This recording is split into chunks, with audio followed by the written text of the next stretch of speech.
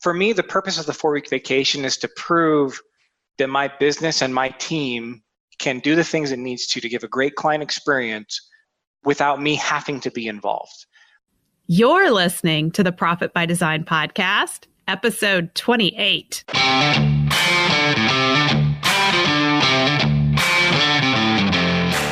You work hard in your business. On the Profit by Design podcast, we ask the big question: what has your business done for you lately? Hi, I'm Dr. Sabrina Starling, the business psychologist, the author of How to Hire the Best, and your co-host on the Profit by Design podcast. Weekly, my co-host, Mike Bruno, and I bring you tips, tools, and strategies from our own experiences and from the experiences of our guests, who are entrepreneurial thought leaders and real-life entrepreneurs, all to support you in making intentionally profitable and sustainable business decisions to live the lifestyle you desire. Hey, profit designers, I want to share a little something with you that I've been thinking about.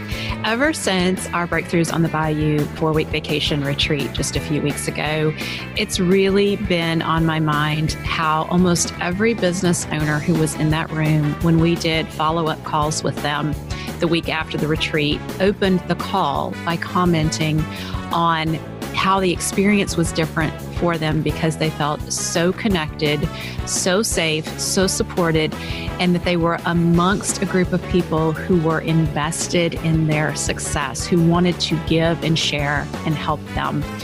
And I am so proud of that personally, because that was Mike Michalowicz and I as we designed these retreats. That's our intention, is to create a very safe and welcoming environment.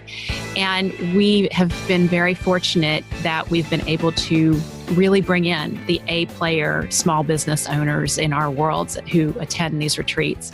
So we are opening registration now for the 2020 retreat. And our alumni have signed up from the previous retreat, and it looks like we only have about 6 spots open for 2020. I would love some of our profit designers to be at that retreat. I think you will be absolutely blown away by the experience. And every year, this is our 4th year that we'll be offering it. Every year, I collect feedback from our participants and ask them, how can we make it better? What else can we do? And at this point, we're not hearing many big things that we need to do different. It's all down in the little bitty details, and we just keep honing it and making it better. So Mike Michalowicz and I are so excited to bring you in 2020 the Breakthroughs on the Bayou 4-week vacation legacy retreat. And what you're going to experience if you decide to come into this retreat is you're going to get several days with masterminding in small groups. Mike and I actively participate in the masterminds. We teach, we share information. Mike and I push the boundaries on our work. We share with our retreat participants our cutting edge work, and we use their feedback to hone and refine what we roll out in Mike's books, in my books, and my offerings that we bring through Tap the Potential. All of that gets born at these retreats. So if you'd love to be a part of that, if you would love to have the input from 20-something other high-level business owners in the room, this is a good place for you. So you're going to want to get your application in to take advantage of the super early bird savings, and that's going to save you well over $2,000 off the retreat registration. So when you go to the website, the price you see listed on the website is not what you're paying if you're registering now. So, and we do payment plans, so you can make payments all along going into the retreat. To get registered, go to 4weekvacation.com, submit your application and your deposit, and we will interview you. If we determine you are not a good fit and we are not a good fit for you, we will refund your deposit.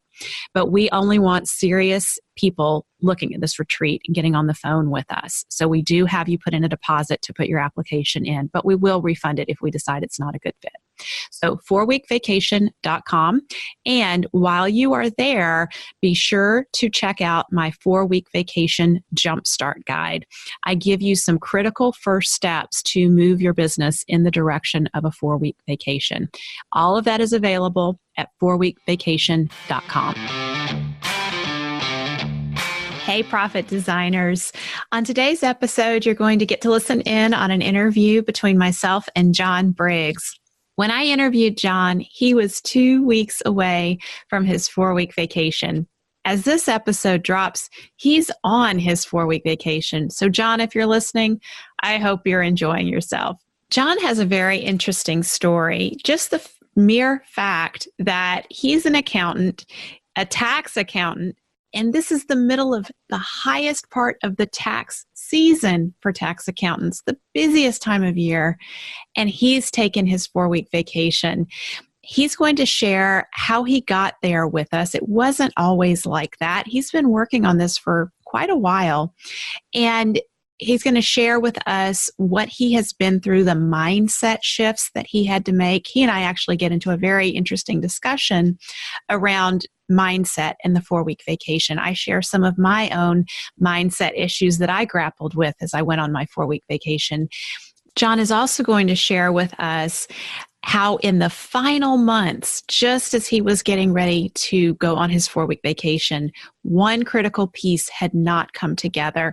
And he shares with us what he did, what he learned, and we get into a discussion of how to use that to build his business and make it even stronger when he gets back from his 4-week vacation. So let's dive in. So John, I'm really excited to have you here. I know you are just 2 weeks away from your 4-week vacation. How's that feeling? It's kind of surreal. I mean, you work hard for something like this, and then you still wonder, because you've never done it before, the unknown, like logically everything's in place, but we'll see how it goes. Yeah. I remember for myself that it felt really good to think about I can be away for 4 weeks, and at the same time the fear of will this be okay, but kind of like what you're describing, the intellectual knowing that things are in place and the team is there and people can do this. They have been doing it. Yeah Exactly. So there's a couple of things that are pretty remarkable about what you're doing. So your 4-week vacation is set to start on March 15th, which is right in the height of tax season. And last I checked, you're an accountant. That's still correct. Yeah. Yes. Primarily tax firm. Yeah. So how did you get here? How are you making this happen? Well, let's first start with the immediate aspect of it. So I'm a big fan of Mike Michalowicz and his books. And in his book, he did mention something about how cool would it be if an accountant tried to take a 4-week vacation in the middle of tax season. So there was that, because I felt like that was a personal challenge to me. Like when he was writing it, he was thinking, I wonder if John Briggs will do this. That's the way I felt about it. I'm like, well, I'll show him. I can do this. So you like a challenge, and you accepted that challenge. And I know what you're talking about, because when Mike writes books, we all feel like he's talking to us. I'm pretty sure he said the business psychologist needed to take a 4-week vacation. Are you sure an accountant? Yeah, he's really great. And then the other part of it too was, with the cycle of a tax firm, May and June are typically slower months, and a lot of accountants take off time during that time period anyways.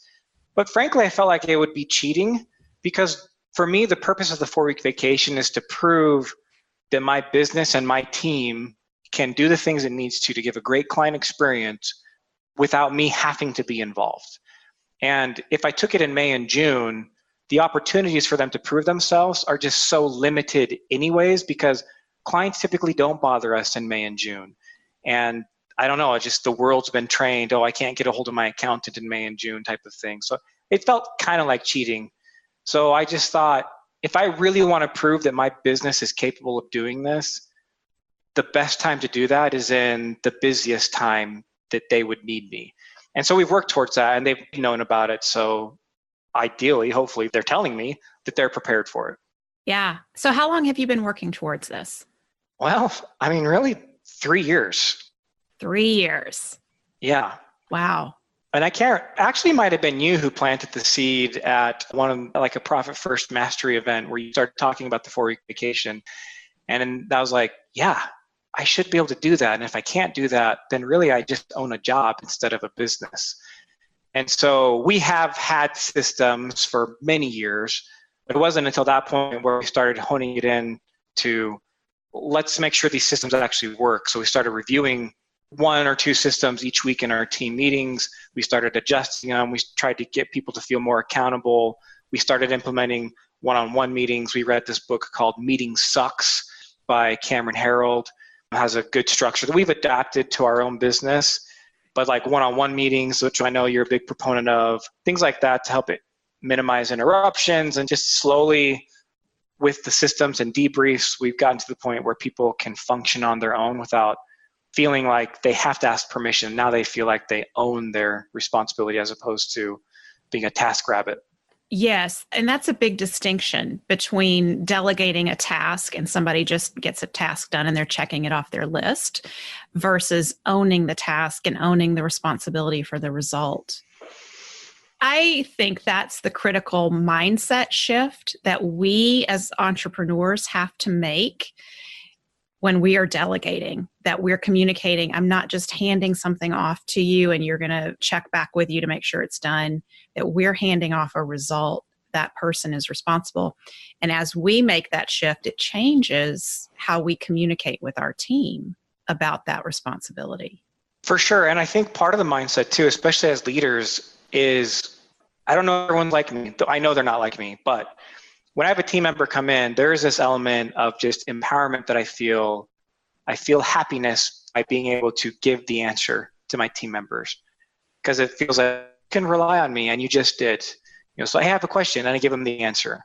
I get immediate gratification from that, but that will never serve me as the business owner if I'm trying to grow a business instead of owning a job, because they're always going to keep coming back.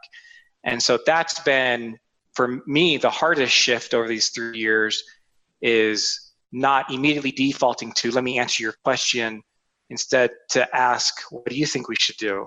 Or sometimes I have to, if it's a team member that maybe asked me too frequent of questions, I'll just say, I want you to make a decision and do it. Don't tell me about it till afterwards, and you'll tell me how the result was. And I have to follow it up with, I trust you.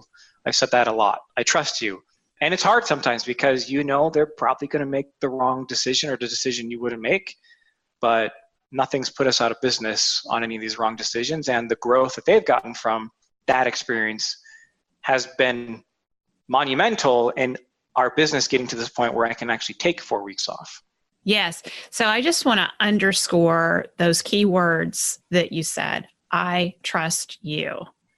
Saying that over and over is critical in this process, because I think our team members, they intellectually get that we are trying to get them to be able to do things without having to ask us. But many of them have had experiences in previous jobs where they've messed up and people have come down on them really hard. And so there's a lot of hesitation to own the responsibility for the result and to do that thinking on their own. So saying that, I trust you, over and over, I think probably has a huge impact on their willingness to take on responsibility.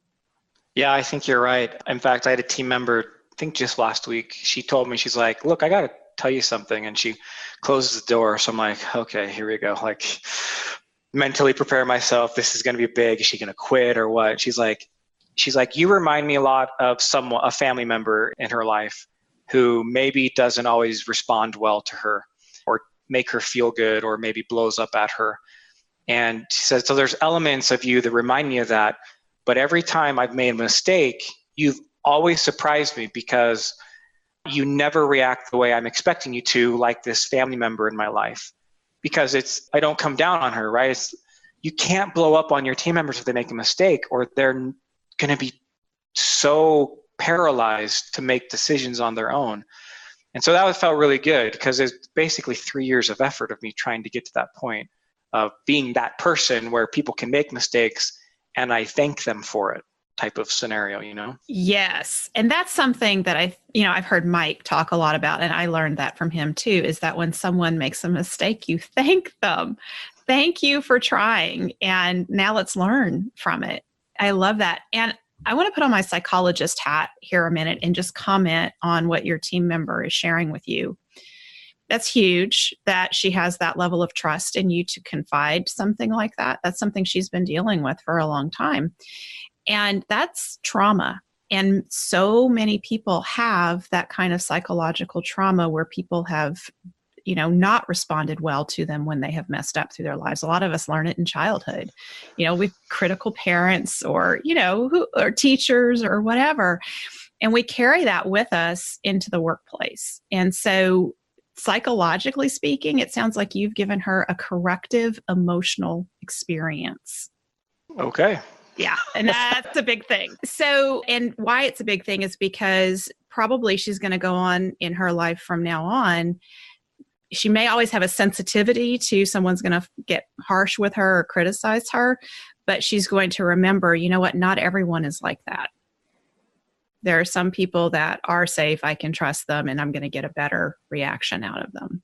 When you were starting to plan your 4-week vacation and you said the seed was planted, and I want to comment on that. I love that because I am on a mission to make a 4-week vacation the norm for entrepreneurs. I want entrepreneurs to run into each other at parties and say, hey man, have you scheduled your 4-week vacation yet?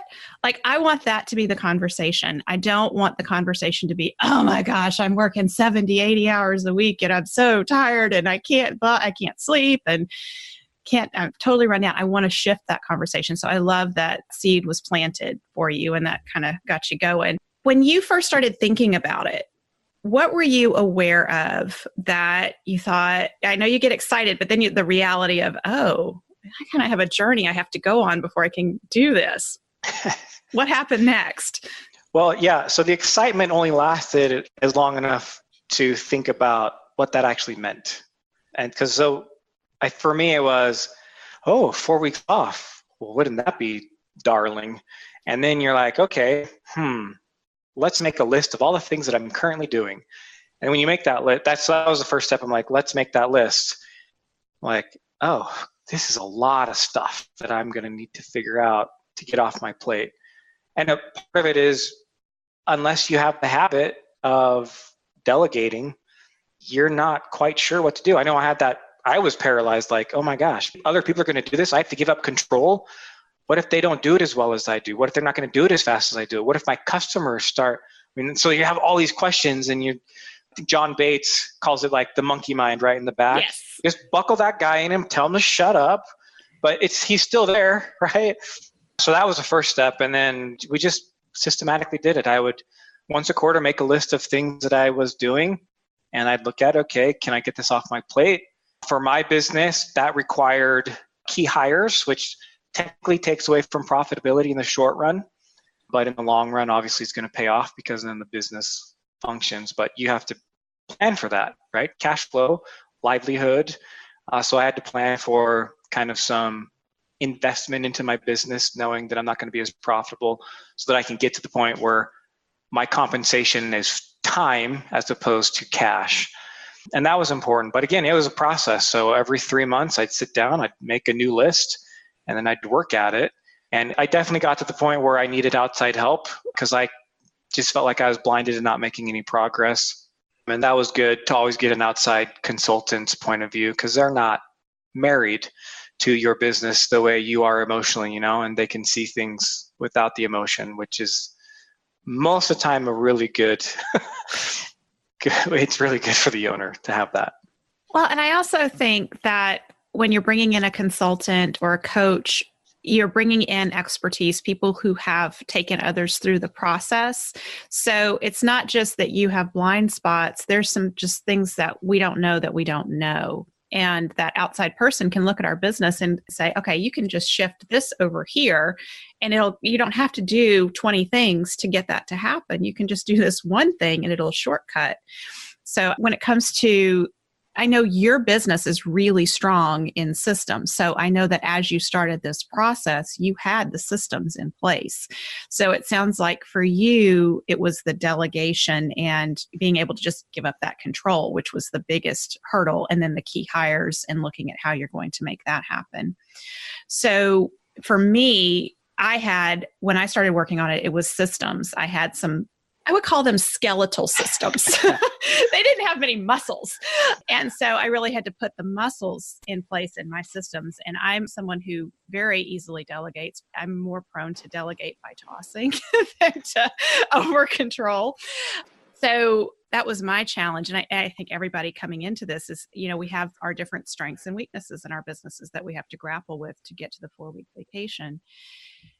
Let's talk about your key hires, because that's a place where I know things got a little hairy towards the end of last year. And there was, it's kind of like the Super Bowl. And in the last, 2 minutes of the game, are you going to be able to pull this off? So, and that was around a key hire that you were struggling with.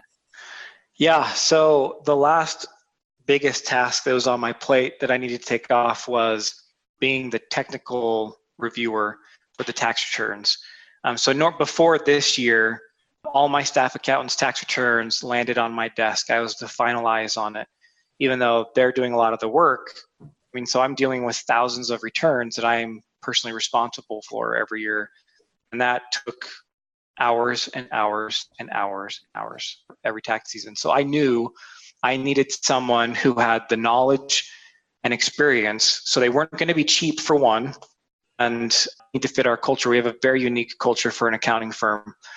So those who are listening to this and don't see us, like this t-shirt that I wear, I have t-shirts and jeans, and that's my normal attire to work. We're just not a normal accounting firm. Very laid back. We don't take ourselves too seriously. So finding someone who has the experience and knowledge plus is going to fit in our culture, it was just really hard, because I made the commitment a year, like last year about this time, it's like, I'm going to take my 4-week vacation at the end of next tax season, period. It's going to happen. Okay, what does that mean? So I started putting out the job posts and no bites. We just could not find anybody for this position. And so then okay, what I thought we had a great hiring system for doesn't work for this high level of a person. So we actually engaged your company to help us with the hiring things. And that started with creating a marketing plan, which was awesome because it resonated with me, because we have a good marketing plan to bring in clients to our business. We never thought about it from the standpoint of we should be marketing as well talent and A players. So it was easy for us to do that once you helped us see that blind spot. And so we updated the website. We put together a really cool video. We have a career page now. And you actually referred us to another person who could help us, because we got to the point where what we were doing on our own still wasn't enough, and we needed someone almost full time to just push it along a little bit more. And yeah, so a month went by, 2 months, 3 months, 6 months, and we still have this job opening. And during those 6 months times, we had 3 people who made it far enough in the process that we're like, let's extend these people a job offer. And every time we extended them a job offer, they were also interviewing with other people. And like I said, we're unique as an accounting firm, and sometimes different is scary for people. We offer a very lucrative career path for people, but it's different. And each time these 3 people elected to go with a traditional firm or start their own business type of thing. And so now I'm thinking maybe our company just isn't as good as I thought it was. And so you have these doubts. The gremlins. Yeah, the gremlins, the monkey in the back. Anyways, but it turned out it's just a matter of finding the right person. And it took time to get our message in front of the right person, but we finally found them and we hired them last month. So he's been with us now for 4 weeks, following your system, which weeded out the possibility of getting a crappy person or someone faking their way through the interview. He is exactly what the interview process showed he would be, because the system, again, that you helped us set up, filtered them out, and he has been great. And so I'm super excited and confident nothing's going to drop off on that element because I'm not involved in it anymore. Well, I'm really glad to hear that How to Hire the Best system is working for you. Yeah. That's the intent. It should be doing that. So because you said he's been with you for 4 weeks, and previously every other offer that you'd made to the candidates, they went with the traditional firm. What was it that made him say yes to your offer? That is a great question. I mean, I'm not in his head, so I can only make assumptions here. Okay. So yeah, don't make assumptions. That'd be a great thing to talk to him about and ask. Yeah, it would be. So all of the candidates, so the 4 that got to the point where we offered them jobs, all of them were dissatisfied with their traditional accounting thing, which is what our message was that they would see, that we ran ads for.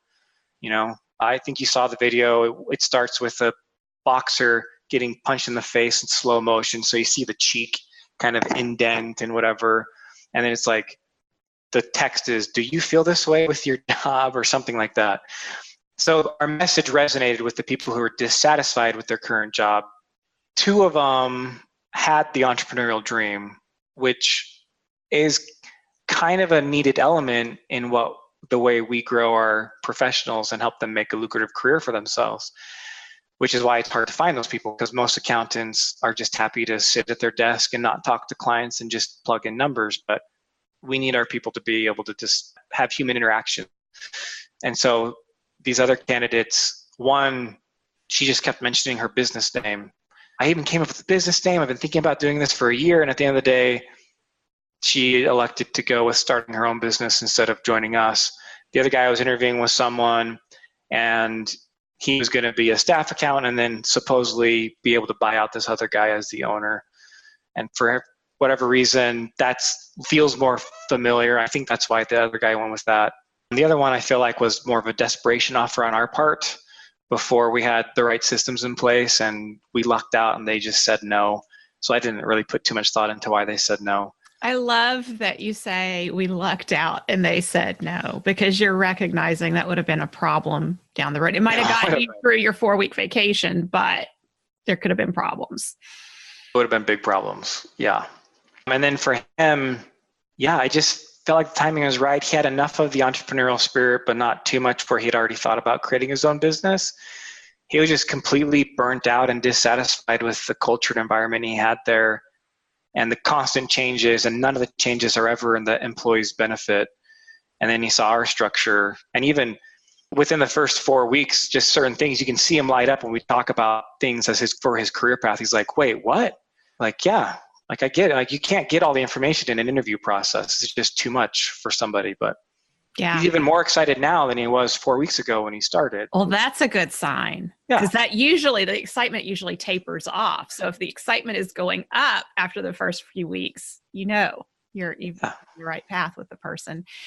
So, I'm having a thought as you're talking. You've had your other team members take our key employee survey. It might be really good to have him take that key employee survey so we can capture where he's really early in your process with you. We can capture what attracted him to this job and what it's been like for him the first few weeks, because that can then become part of your system.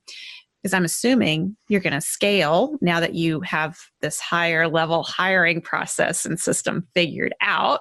And now we can tweak and hone and refine it. And using his insights will help you attract the next hire for that role. It's a great idea. Totally going to do. We'll do that when you're back from your 4-week vacation. Okay. So I want to back up a little bit because I want to comment on your process. So when you had that insight and pardon the pun, your business is Incite Tax. So when you had that insight that you could use your strength in marketing, because you are very, very strong in marketing and all your systems that you're doing there, and you could use that to hire. That was a big mindset shift for you, and it kind of helped propel you down the path of what you needed to do to get the right person. And then I also remember some of our conversations after we had gone through your key employee survey that we did for you.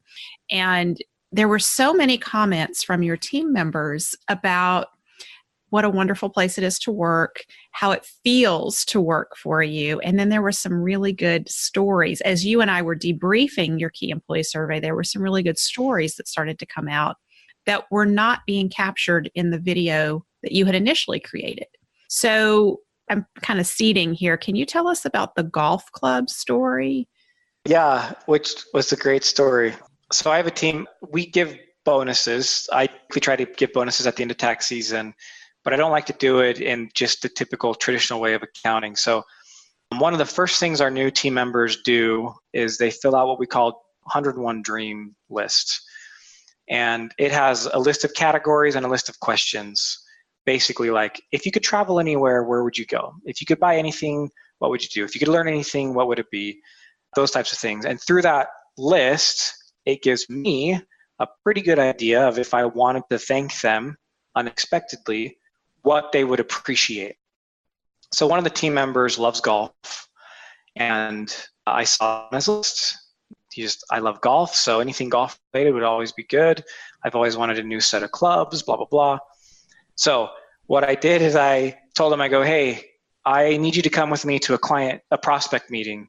So can you block out this time on your calendar? Yeah, no problem.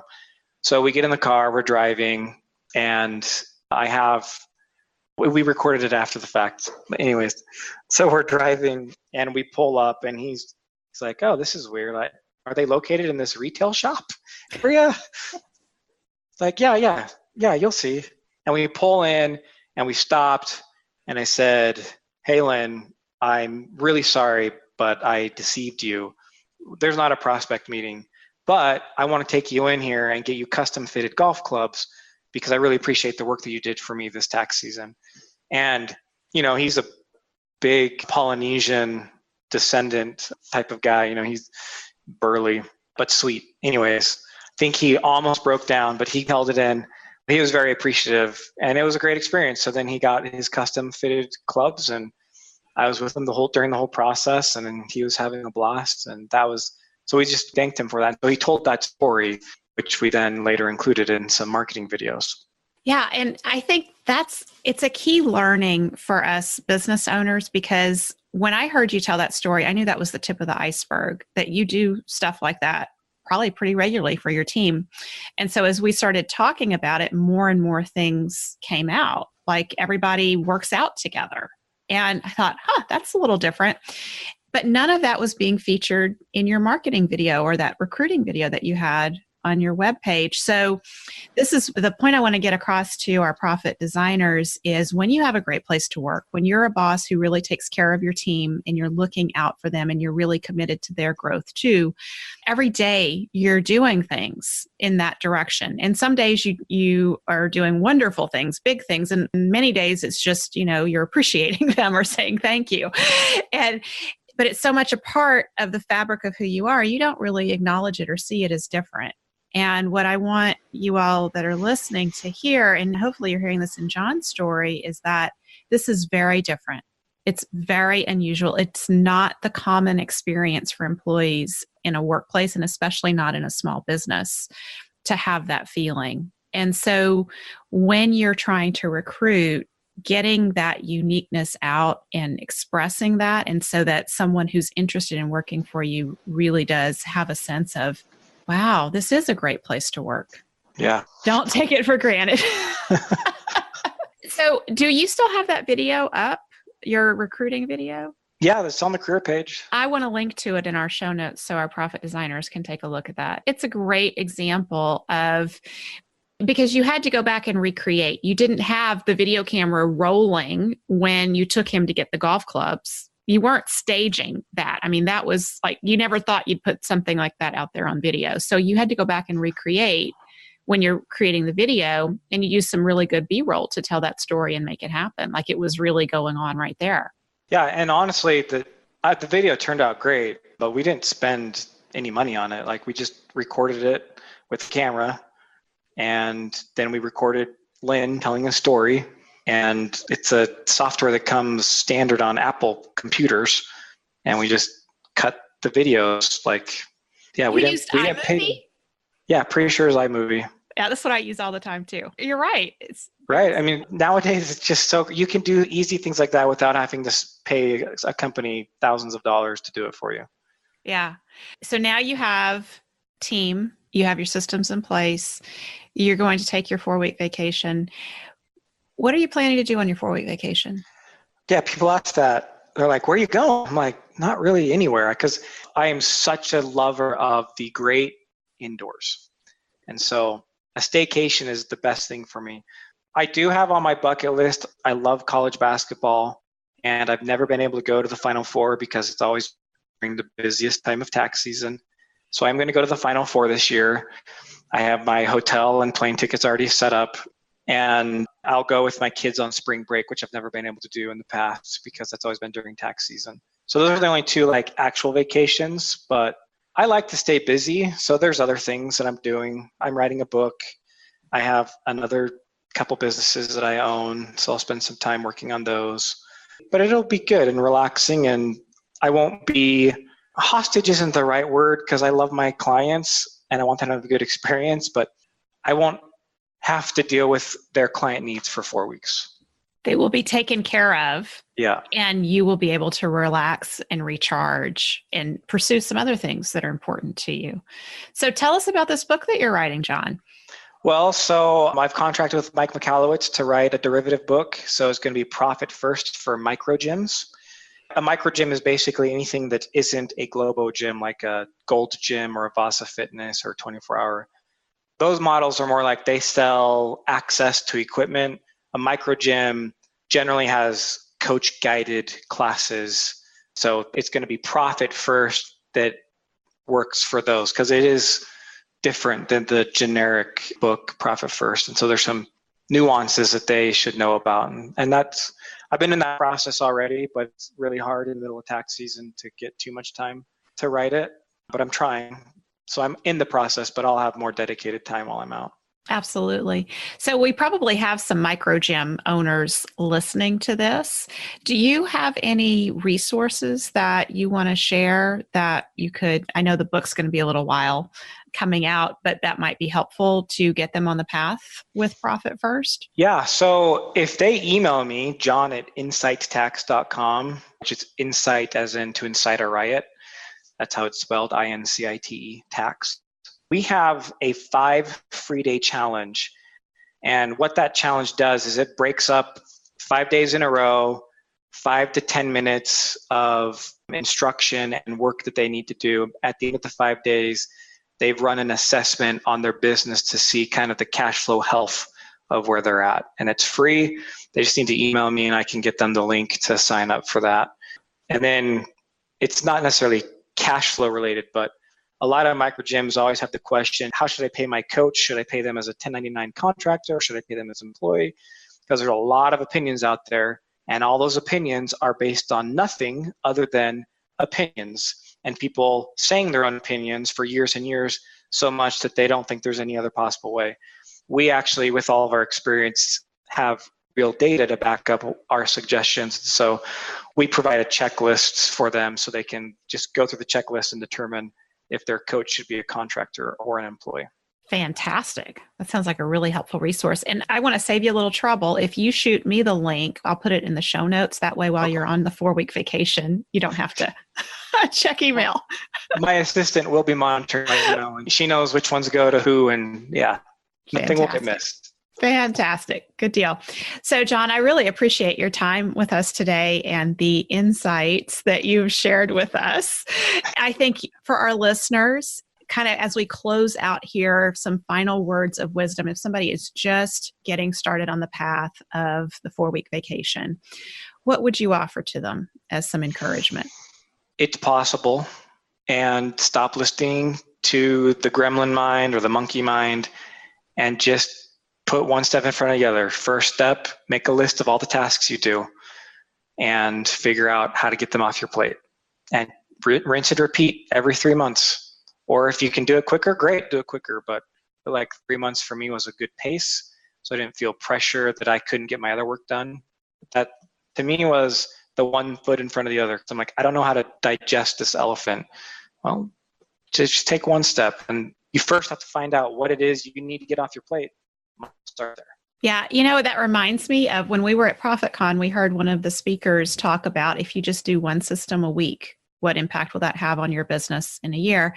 And so I think, for me, it was just one thing a week that I tried. If it was on my plate, I tried to figure out how am I going to get it off. So, and I like every 3 months, the rinse and repeat. That's a great way to do it too. So, all right, John, thank you so much. Thank you. So, Profit Designers, we are coming up very quickly on episode 30, and I have a very quick request from you. If you have been getting value from our podcast, please do Mike and I a big favor. It would help us out tremendously. If you would head on over to iTunes or whatever platform you're listening to us on and leave us an honest review. This helps us get discovered by more business owners. And if you leave that honest review before episode 30, you will get entered into a drawing for a giveaway. And we are giving away a copy of my book, How to Hire the Best, and I'll sign it and personalize it for you, as well as a copy of the Pumpkin Plan and a Profit by Design podcast t-shirt. That's right. We're going to hook you up, and we'll even let you pick your color that you want on the t-shirt. You can choose between black and pink. So to get entered into the drawing, leave us an honest review and then let us know in the Profit by Design podcast Facebook group that you've left us that review. Thank you for spending time with us today. Join our conversation in the Profit by Design podcast Facebook group.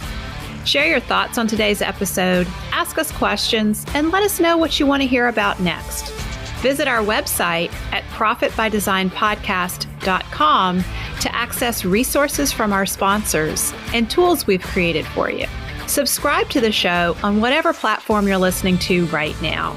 There's a subscribe button right there. Go ahead and hit it so that you always get a notification when we release a new episode.